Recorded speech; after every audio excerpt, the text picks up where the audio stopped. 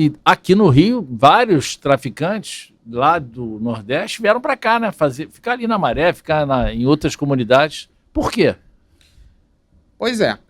A meu ver, porque aqui é a célula principal da facção criminosa. Então aqui eles meio que como se eles frequentassem um curso de pós-graduação. Entendeu? É um pouco isso. Mas isso desde a minha época, desde que eu estava na Ilha do Governador, era assim. Você tinha muita gente, principalmente de estados do Nordeste, que vinham aqui, as lideranças, para fazer essa pós-graduação do crime. E é uma coisa importante também de falar, também muitos colegas nossos, juízes, têm uma visão romântica sobre isso, sobre o recrutamento dessa mão de obra do tráfico. Então, muita gente fala, o recrutamento é feito no presídio quando o indivíduo é preso pela primeira vez. Isso é coisa do final do século XIX, isso não existe mais. O recrutamento é feito nas próprias comunidades. Dia a dia. Muitas vezes na infância, eles já são recrutados. Eles são recrutados pelo crime organizado. O crime organizado impede que eles frequentem as escolas para que eles comecem a portar pistola, fuzil.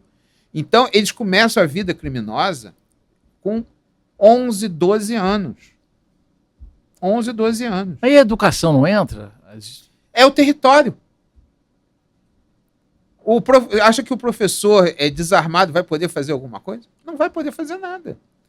É o território deles. Ali no território deles, eles mandam.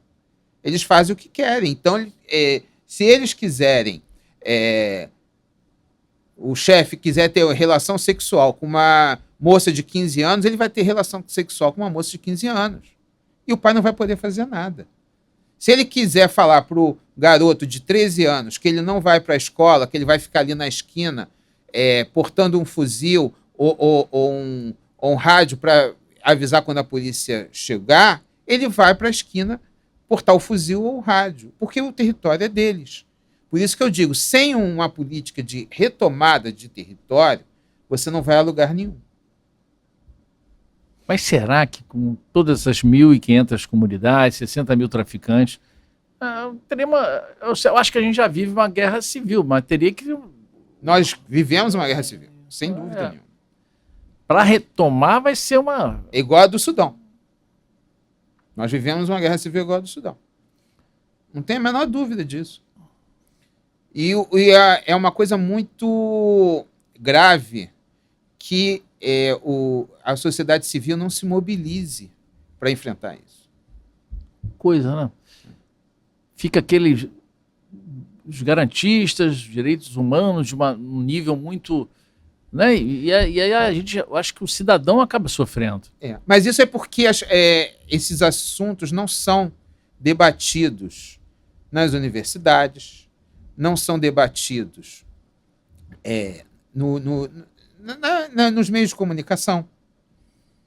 Isso teria que começar a ser debatido nos meios de comunicação, mas não chamando os especialistas de sempre. Porque o que acontece é o seguinte, você faz debate no meio de comunicação e chama os especialistas que um concorda com o outro. E você não oferece uma visão alternativa. Você não chama, por exemplo, um Fabrício da Core, que é um delegado extremamente competente. Eu nunca vi o Fabrício dar uma entrevista para meio de comunicação. É só em relação à televisão, outro sobre alguma operação. Mas eu digo porque ele conhece sobre segurança pública talvez mais do que eu. Por que não chama o Fabrício para falar? Eu já chamei, mas ele não. Entendeu? Por que não chamam aquele Lincoln Gaquia, que é um promotor espetacular? Ele deveria falar mais sobre essas coisas, porque ele é realmente um especialista em segurança pública. Né? Aqui no Marcelo Monteiro é um Marcelo Monteiro aqui no Rio. Já veio aqui. Marcelo Monteiro aqui no Rio é outro especialista em segurança pública.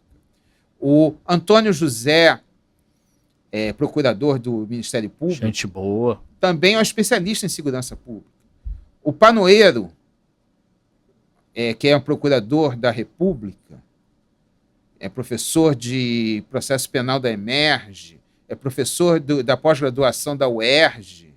Ele é um especialista em segurança pública. Eu nunca vi o Panoeiro ser chamado para dar uma palestra. Antônio José eu já até sondei, mas... Uma entrevista em algum meio de comunicação. Meio de comunicação. Como é que não chama o Panoeiro para falar? Como é que não chamam o Marcelo Monteiro? Como é que não chamam o Antônio José?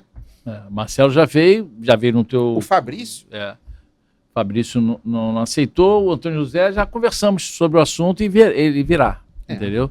Talvez seja até o próximo procurador geral de justiça, ainda está entre ele... Você vê, por exemplo, em Minas Gerais tem o Greco, Rogério Greco, que é um dos maiores penalistas do país.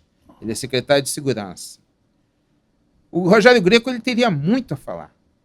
Eu não vejo o Rogério Greco falar, eu não vejo o Rogério Greco em meio de comunicação. Aquele São Paulo vai, né? Fala bem, secretário de Segurança. O Derrit também vai.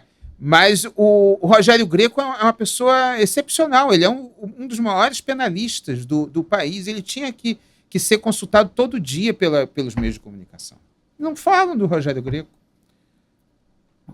E chamam sempre os especialistas de sempre, das ONGs e tal, e a gente fica parado no mesmo lugar. No mesmo lugar.